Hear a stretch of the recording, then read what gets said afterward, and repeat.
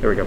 So you'll notice that the outcome of the reaction is different based on what substituent is on the ring already. In this case, with the methoxy group on there, the electrophilic aromatic substitution happens here at the 4 position.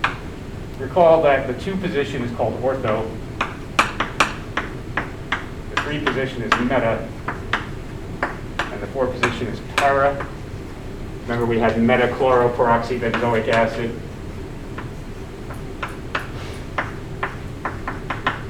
Where we had the chlorine here, peroxybenzoic acid, right? So this was MCPBA. The M didn't get capitalized because it stood for meta. And it was in the 3 position. So some people would refer to this as 3-chloroperoxybenzoic acid instead of meta-chloroperoxybenzoic acid. But certainly in the old literature, you'll always find this 2 position required to as ortho, the 3 position as meta, and the 4 position as para. So in this case, that additional substitution happened in the para position, but in this case, the additional substitution happened in the meta position. And that's not coincidence, right? That is actually the preferred product in both of these cases. So the regiochemical outcome is different depending on the substituent that's attached to the ring in the first place. And if you have aromatic compounds that have more than one ring in them, like naphthalene,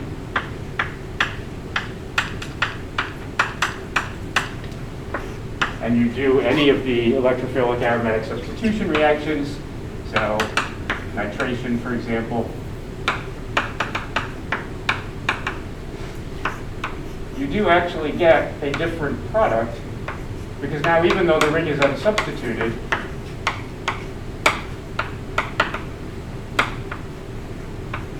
not all of the positions on the ring are equivalent. So you get more of the nitro position in the 1. The way naphthalene is numbered is a little weird.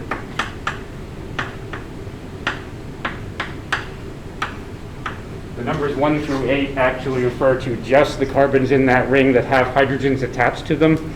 And then the quaternary carbon is named 4A, the one that's next to 4, and 8A, the one that's next to 8. And that kind of makes sense a little bit in that when you do an electrophilic aromatic substitution reaction on naphthalene, you can't attach your substituent to either of these 2 quaternary carbons, right? They have to be part of the ring. It's less obvious that that's aromatic in this resonance form, but if I were to write it in this resonance form instead, I think you can see that that's a 10 electron cyclic system.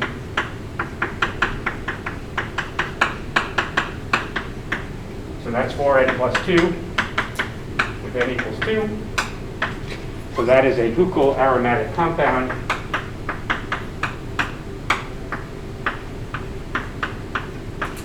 It's got a closed shell.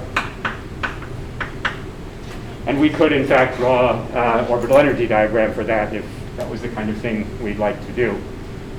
What would you come up with if I asked you to draw the orbital energy diagram for naphthalene?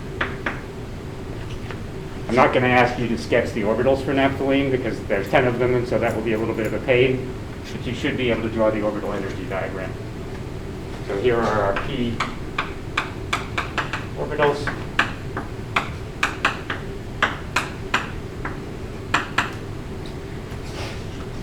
What's it going to look like?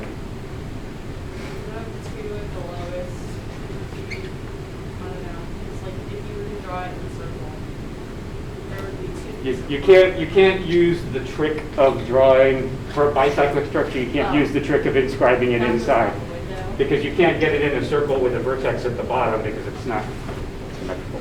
So unfortunately, that only works for monocyclic systems because the lowest energy orbital is never going to be degenerate. Right? There's only one way of having 0 nodes around the whole thing by having everyone in phase. So there's always going to be a single pi 1. And then after that, they'll be paired.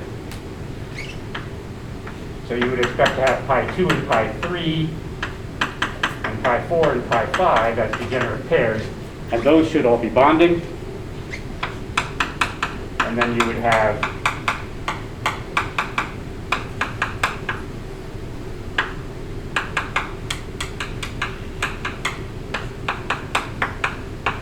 and anytime you have an even number of carbon atoms or heteroatoms in the ring, there'll always be a single orbital at the top that's also not degenerate with everything, because there's only one way of alternating all the way around, plus minus, plus minus, plus minus. So 10 electrons in the ring. You'll notice that the 5 bonding orbitals are now filled, right? Closed shell, no unpaired electrons. All of the electrons have dropped in energy relative to the original p orbital energy level. 5 anti-bonding orbitals are all empty. That's what you usually want, right? You want to fill your bonding orbitals and leave your anti-bonding orbitals empty to get stability. So there's my closed shell. So this is an aromatic molecule, which means it's subject to electrophilic aromatic substitution reactions, but carbons 1, 4, 5, and 8 are equivalent to one another, but not equivalent to carbons 2, 3, 6, and 7, right? You're either next to the other aromatic ring or not, and it turns out that the preferred position for reaction for naphthalene is in the 1 position rather than in the 2 position. So we're going to need to understand why the methoxy group directs this to the power position. The carboxylic acid directs the chlorine to the meta position. And what is it about naphthalene that causes it to prefer to put the nitro group in the 1 position rather than the 2 position? We also have rings that have, aromatic rings that have heteroatoms in there. So we have pyrrole. And it turns out that if you do a reaction on pyrrole, let's say I want to brominate it, again, you have 2 possible positions, right? The nitrogen gets numbered 1, and then you number the ring around. You could put the bromine in the 2 position, or you could put the bromine in the 3 position. And there is a preference in the 5-membered ring heterocycles to put it in the 2 position rather than the 3 position.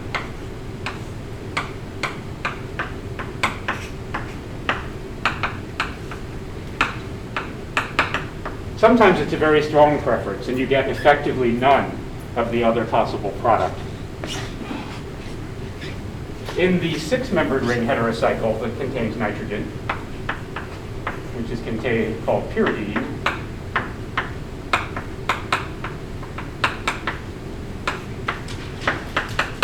one thing that's true is that pyridine is very unreactive relative to benzene.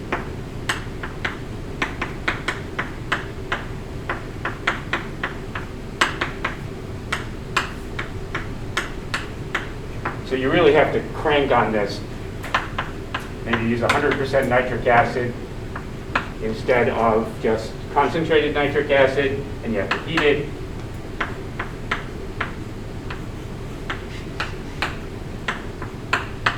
And the preferred position for the substitution is in the 3 position.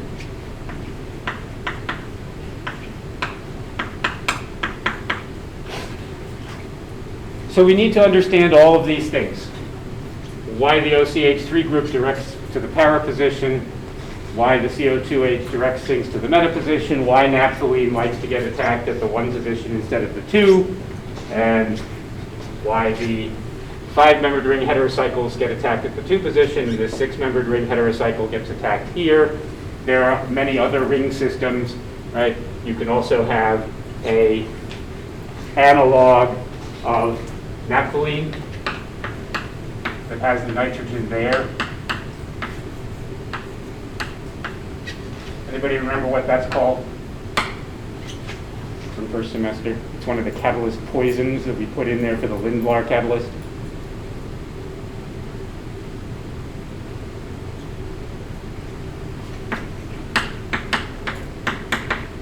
That's called quinoline.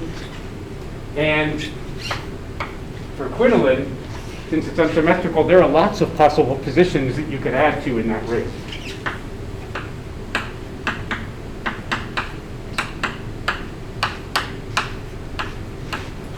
So we'll have to try to predict or understand which of those positions are likely to be attacked. First of all, which ring, right? Will it go to the ring that has the nitrogen in it or the ring that doesn't have the nitrogen in it?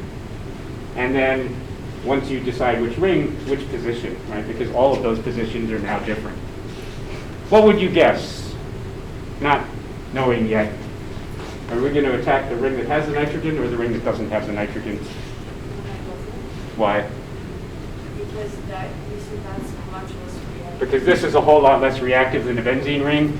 So it makes sense that when you put the two rings together, the ring that has the nitrogen will still be less reactive than the one that doesn't. So the two preferred products were quinoline. Let me write this so it actually looks like a cyclic pi system. Will be where? Where would you think that you might put it on this ring? Positions 5, 6, 7, or 8. Not 4A and 8A, right? We don't put them there because then we wouldn't be able to regenerate aromaticity.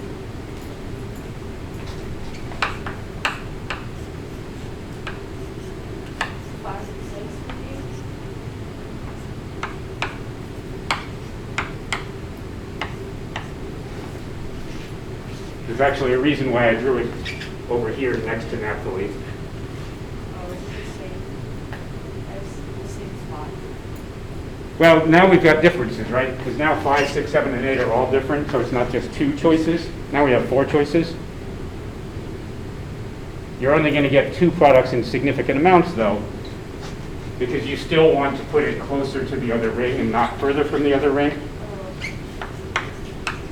So we're actually going to get substitution of both the 5 and the 8 position. There's not a terrifically strong preference for those 2 positions. You're going to get like 57% to 43% kind of thing, I think, or maybe 67 to 37. And then we'll have to try to figure out which one of those is the major product. Right?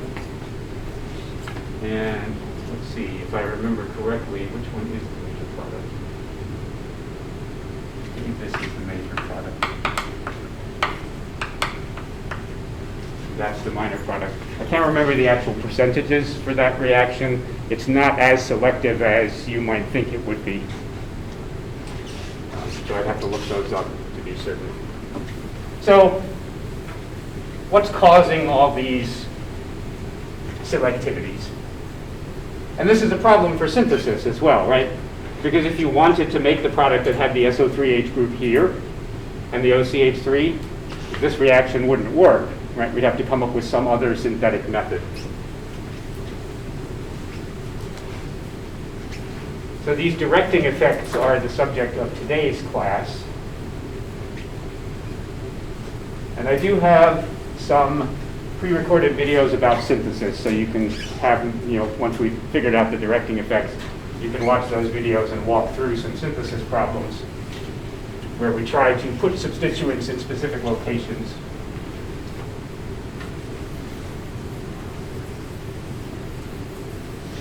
So how are we going to understand these directing effects?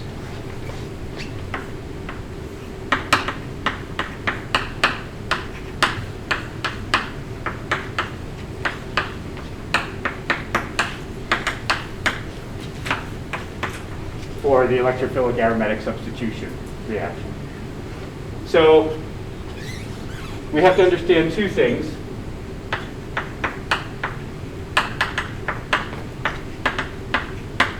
There are activated rings and deactivated rings.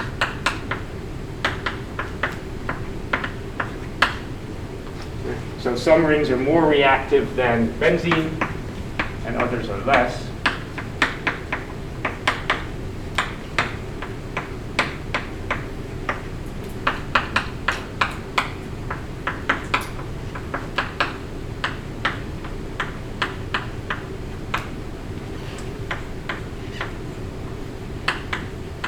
So sticking a nitro group on there, for example, deactivates the ring.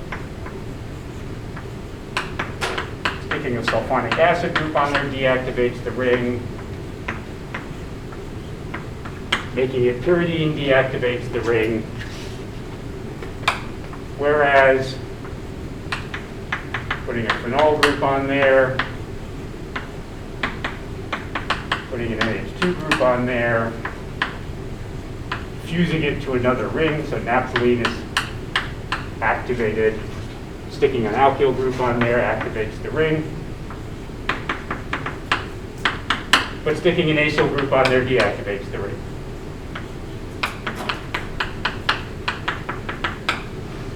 And it turns out that unlike the 6-membered ring heterocycle, the 5-membered ring heterocycles, right, all of them, regardless of what your heteroatom is in there, those rings are all pretty strongly activated.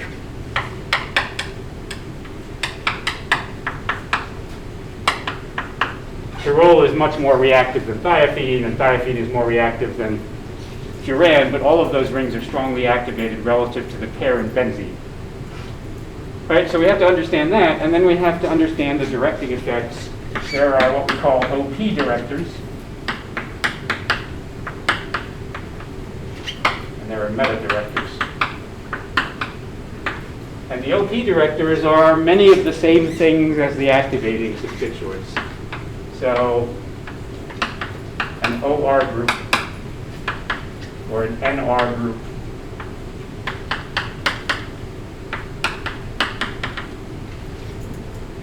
those will activate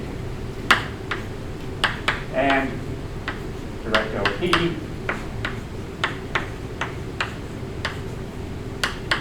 The halobenzenes are a little bit weird. They deactivate the ring, but they are actually still OP directors. The meta directors are the same kinds of things that you see causing the deactivation of the ring. Sulfonic acids, acyl groups,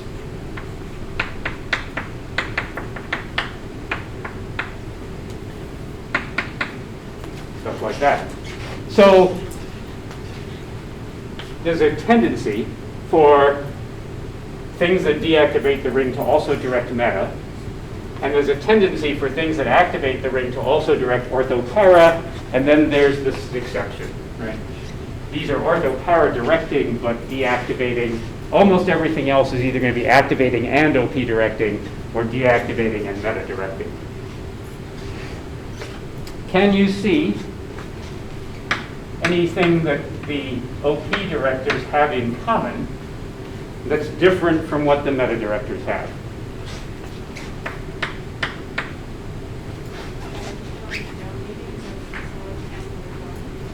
Electron donating versus electron withdrawing.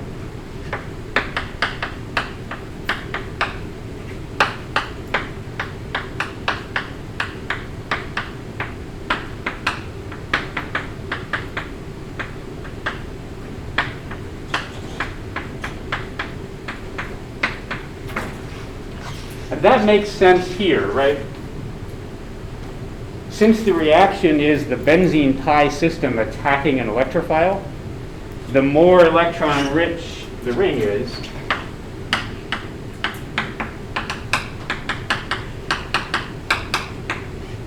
the better it ought to be able to attack something, right? You could put more electrons in the ring, you're going to have a more reactive pi system. Whereas here you have a less electron-rich pi system.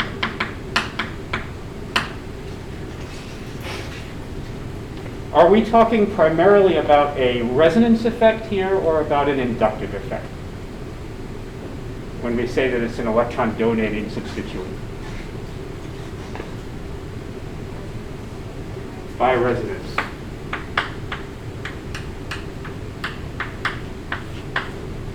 Because these are actively, right, they're actually electron withdrawing inductively.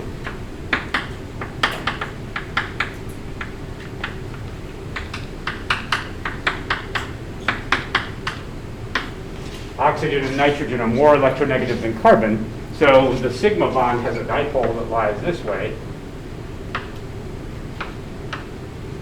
And that would pull electron density out of the ring.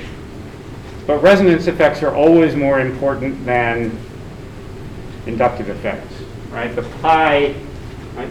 By resonance, this is a pi phenomenon. By inductive effect, that's a sigma phenomenon. And the pi phenomenon is always more important than the sigma phenomenon. So what do these have? What do all these ortho power directors have on the atom that's connected to the ring? They all got a lone pair. So anything that's got a lone pair, and the halogens also have the lone pair, anything that's got a lone pair on the atom that's attached is going to have a tendency to be an OP director. There may be some exceptions, but not very many. What do all the electron withdrawing substituents have in common? And to understand that, we'll actually need to draw them out.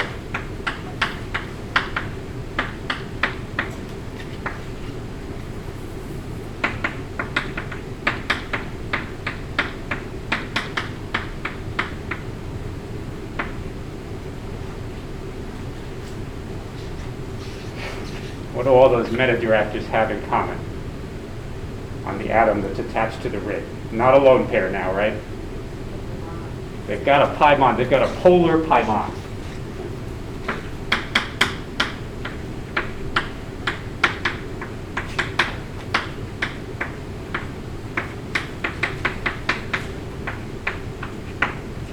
So these all have lone pairs next to the ring.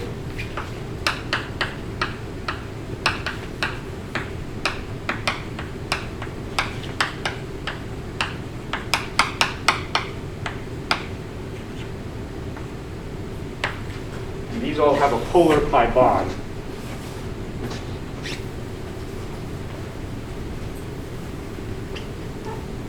So we need to see why the things that have polar pi bonds deactivate the ring, and the things that have lone pairs activate the ring. The secret to determining what position of the aromatic ring is more likely to get attacked is being able to draw a bunch of resonance structures very quickly.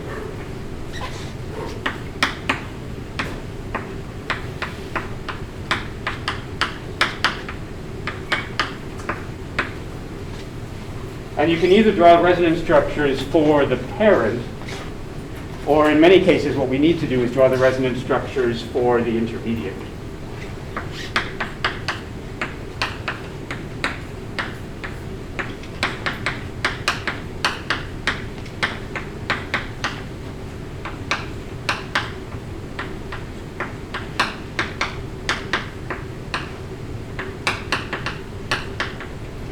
It turns out that if you have this lone pair on the atom next to the ring, or the polar pi bond next to the ring, it's productive to use the parent system.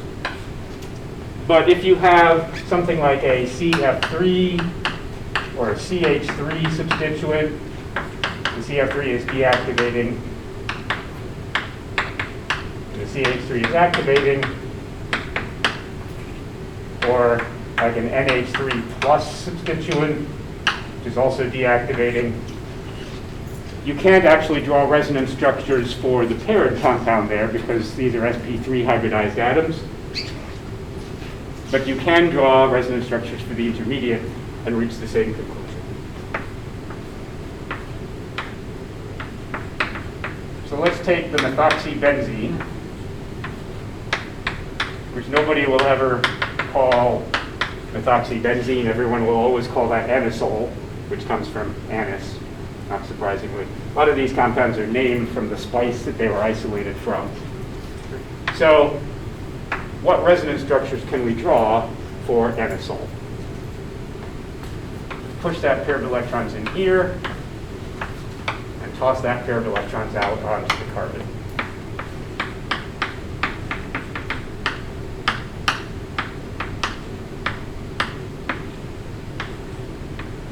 I'm not going to show the hydrogens on the rings, just to make things a little simpler, but obviously there is a hydrogen on that, which is why we have a negative charge there. It's not a carbene. Okay? And then we can move this pair of electrons here.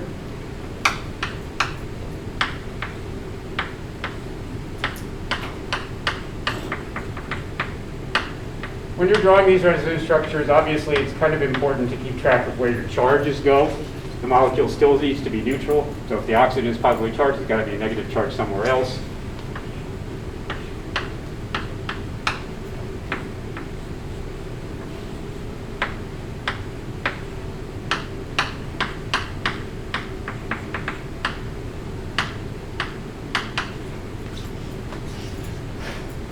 So does it make sense that the ring is more active than the benzene ring?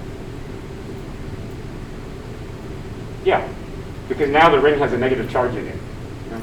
So you've got a pi system that's more electron rich because it's taking some of the electrons from the oxygen. Where isn't that negative charge? The negative charge goes to certain locations and doesn't go to other locations.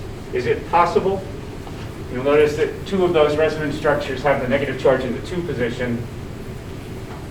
One of those resonance structures has the negative charge in the 4 position. Is it possible to draw a resonance structure that has the negative charge on the 3 position? No, right? So the ortho and the para positions are activated.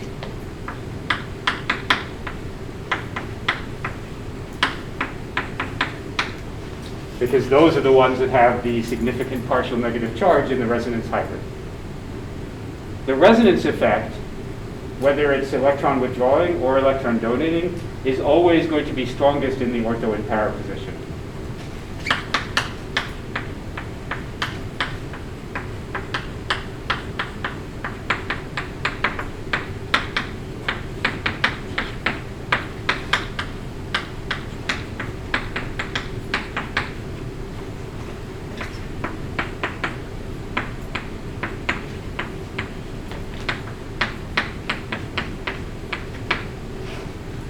That's true for this, which is a resonance electron donor.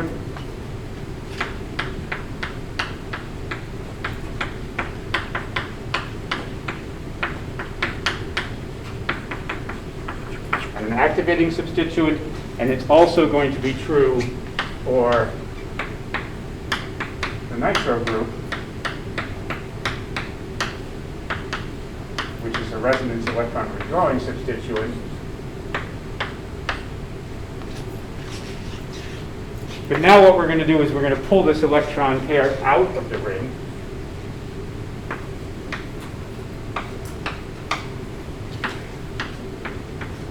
Form the double bond to the nitrogen, right? That's the same thing we did before.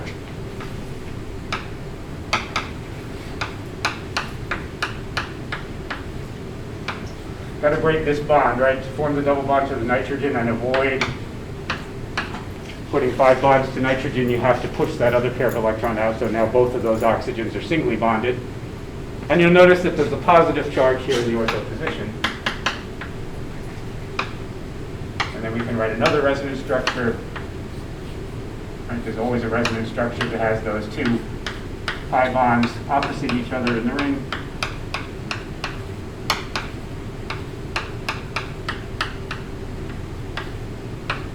Positive charge in the para position.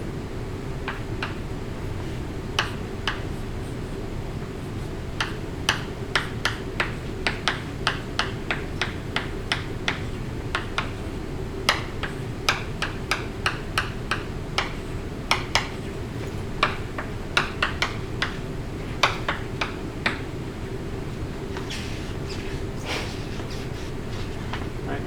So in both cases here, we have an electronegative element. So both of these substituents are electrons withdrawing inductively.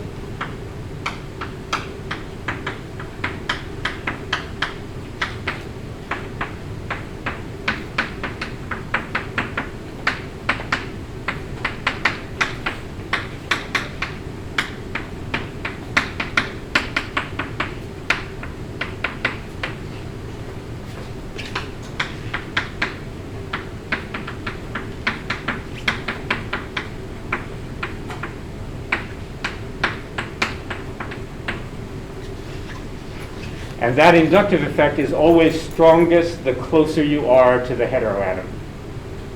So the sigma withdrawing effect from that polar bond is stronger at the ortho position, and then it's weaker at the meta position, and it's even a little bit weaker at the para position. Those 2 things are always true. The resonance effect is always strongest in the ortho and para position, and the inductive effect is always strongest at the ortho and weakest at the para position. This one goes through bonds. The more bonds you have between your heteroatom and the position of interest, the weaker the effect, right? This is a distance effect. This one's not a distance effect. you can equally well put the negative charge on the para as you can on the ortho. So here we are activating the ortho and para position by putting a negative charge on them. Here we are deactivating the ortho and para position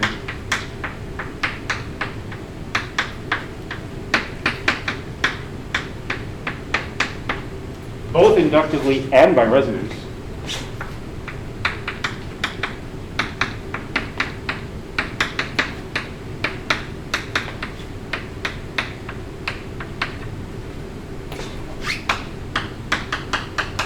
But the meta position only by inductive.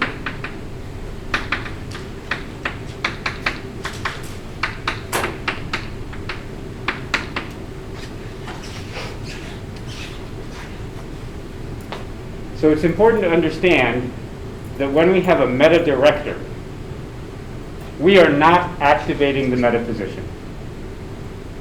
There's no way to activate the meta position because there's no way to push electrons into the ring such that it goes on to the 3 positions. Right? The only way to do that, since you're going to be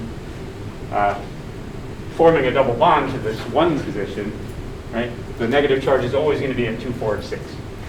Positive charge is always going to be at 2, 4, and 6. So it's not that we're activating the meta position, it's that we're deactivating it less. The meta position is less deactivated than the orthopara.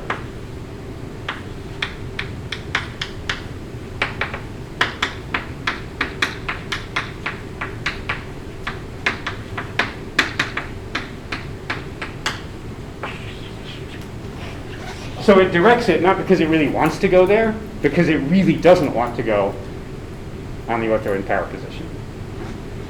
This additional resonance effect causes the ortho and para position to be more deactivated than the meta position, so the meta is what's left when you can't react with the ortho and para position. Anytime you have a polar pi bond adjacent to the ring, you're going to be able to do this. Right? You're going to be able to make that double bond, pull the electron density out, and put a positive charge in your ring. That's going to deactivate it. Anytime you have something with a lone pair on it, you're going to be able to do this. Right? You're going to be able to form these resonance structures that put a negative charge in the ring, and that's going to activate it. The halogens are kind of weird. Right? The halogens will do this, which will activate the ortho and para positions, but they're strongly electron withdrawing inductively. So the halogens are odd. Almost always the resonance effect is more powerful than the inductive effect. And so you would expect the things that are resonance donors to activate the ring. But in the case of the halogens, the inductive electron withdrawing effect is stronger from an activation-deactivation standpoint than the resonance donation. So they deactivate the ring inductively. They reactivate the ortho and para positions. So they're actually deactivating the ortho and para positions less strongly than they're deactivating the meta position. Right? So if you have your choice, none of those positions are more reactive than the benzene ring, but the ortho and para positions are reactivated. Why could you imagine that this resonance effect here is less important for the halogens than it is for oxygen and nitrogen? Does that make sense? Is that a logical conclusion that they're going to reactivate the ortho and para positions, but not enough to make the ring itself overall activated? What's different from the common halogens, chlorine, bromine, and iodine, leaving fluorine out for a moment, versus oxygen and nitrogen?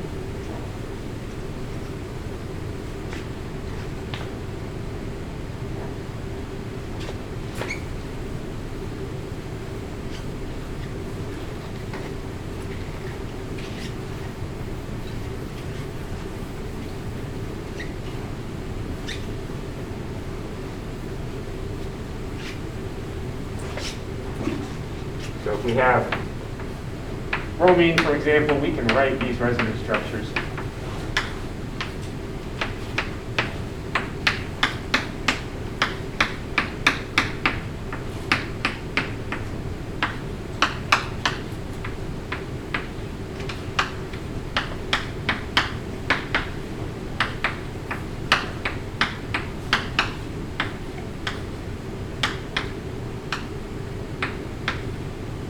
But those resonance structures are not as favorable.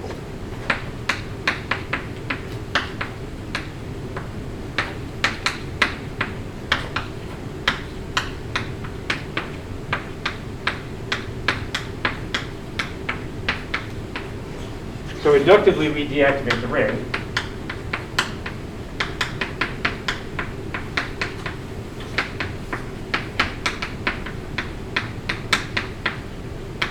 By resonance, we reactivate ortho and para.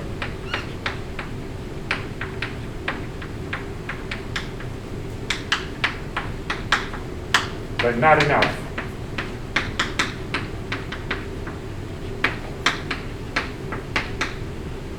To activate the ring versus benzene.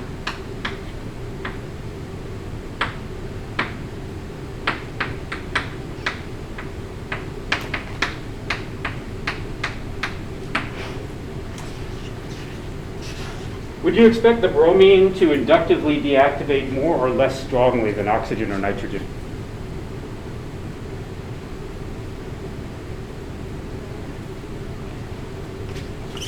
From the sigma effect, right? If I'm looking at a sigma bond,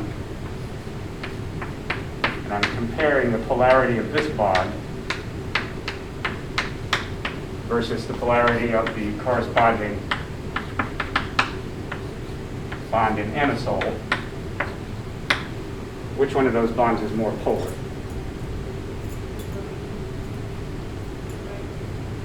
I don't know. Which one's more electronegative, oxygen or bromine? What's the oxygen? Much more. Oxygen is the second most electronegative element on the table. So if we were to draw the dipole corresponding to that, right, oxygen has an electronegativity of like 3.4 versus carbon, which is about 2.6, right? Bromine doesn't have an electronegativity nearly as large as that. Anybody remember what it is? I know it's been a while. Depends on the book you look in, but it's like 2.8 to 3. Chlorine's like 3.2-ish. Bromine's more like maybe 2.8-ish, depending on the table. So this is a significantly more polar bond than that, because 3.4 is larger than bromine. So inductively, the methoxy group ought to be deactivating the ring more strongly than the bromine. Yet, the methoxy group is activating, and the bromine is deactivating. What the fuck? Why? Right? The inductive effect, right, should be stronger. What that means is the resonance effect must be much stronger for the methoxy group than it is for the bromine. Because it's the methoxy, it's the resonance effect, the donation of that lone pair to form this pi bond to the ring from your substituent. That's what's activating the ortho and para position. And in the case of the methoxy group for anisole, it's activating the ortho and para position enough to make the ring overall activated. Whereas for bromine, it's not. Even though the inductive effect is weaker for bromine, the resonance effect is a whole hell of a lot weaker. And that causes the inductive effect to win for the halogens, whereas the resonance effect wins for the oxygen and the nitrogen. What's the difference? Why is the acid chloride more reactive than the ester towards nucleophilic acyl substitution?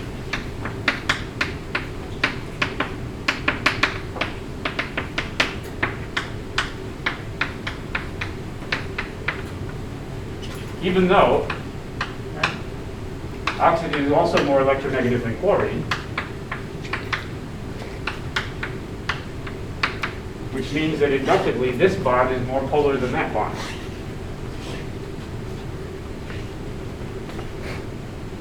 Because if you understand that, it's exactly the same argument here. Organic chemists are dumb. We don't invent new things. We just use the same things to try to explain everything. Right? Already a few concepts, and we keep using them over and over again.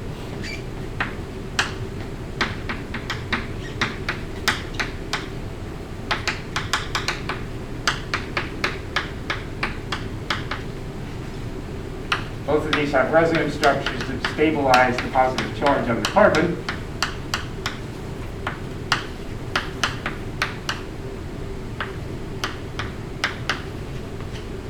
Which is why the ester is less reactive than the ketone, which is what you saw in the morpholine lab, right?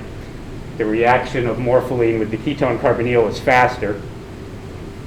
The ester carbonyl is stabilized, so you need a little higher activation energy to get it to react with that, whereas the acid chloride reacts readily, more reactive than the ketones. What that implies is that this pi bond is more important than that pi bond, right? This is a bigger contributor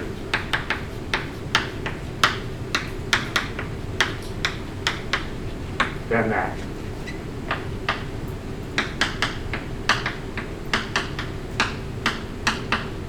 So in both of these cases, we have an inductive effect and a resonance effect that are contradicting each other. The inductive effect should make this partial carbon more partially positive than this one, but that's a bigger resonance contributor, and that stabilizes it, which makes that carbon have a less partial positive charge. We're seeing the same thing here, right? There's less partial negative charge in the ring for the bromine because this pi bond is less favorable than the corresponding pi bond to the oxygen. So why is it that the pi bonds to the halogens are less favorable than the pi bonds to oxygen and nitrogen?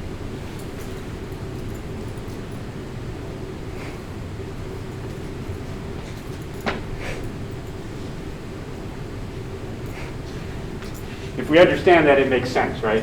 We can say that this pi bond isn't very good, which means bromine's not going to be as good at doing this resonance donation as oxygen, because oxygen forms a better pi bond. Right? And that would make sense. It would be consistent with this, where we're saying, well, that pi bond is not very good, which means that there's a lot more partial positive charge on that carbon, because if that's a weaker resonance contributor, what that means is that is correspondingly a more important resonance contributor, and this is the one that makes it obvious that carbon wants to react with nucleophiles. In neither of these two resonance structures is it obvious that carbon wants to react with the nucleophile. And here you say, oh look, there's a positive charge on carbon. So what is it? Why do carbon-halogen bonds, why are carbon-halogen pi bonds weak and crappy?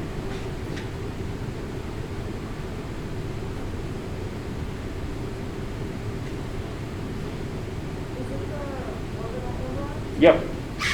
Poor orbital overlap, right? Here we have a 2p pi orbital, and it's trying to interact with a 4p orbital. Right. That's much less favorable than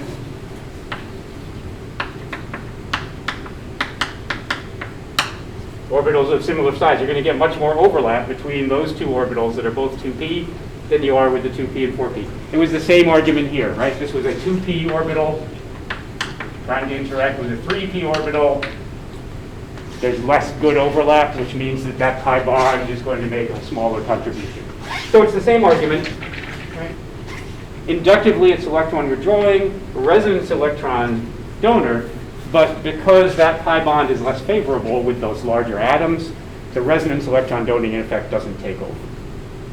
So anytime there's a lone pair, we can write that kind of resonance structure, but the pi bond has to be a pretty good one in order for it to overall activate the ring. Anytime there's a polar pi bond next to the ring, we can always write resonance structures. So there are activating ortho para directors, nitrogen and oxygen substituents, like alkyl groups. There are deactivating meta directors, nitro, sulfonyl, acyl, things like that. There are deactivating OP directors. The halogens are deactivating but OP directors. There are no activating meta directors. There's no way to activate the meta position inductively more than you're going to deactivate the whole ring by resonance. So there are no, right, of the four possible combinations, 3 of the 4 possible combinations exist, but activating meta directors aren't there. Inductively, you're always deactivating the entire ring. The only reason you're a meta director is you don't deactivate the meta position as much as you deactivate the ortho and para. So let's take a break, and then we will come back and look at some of the other ring systems.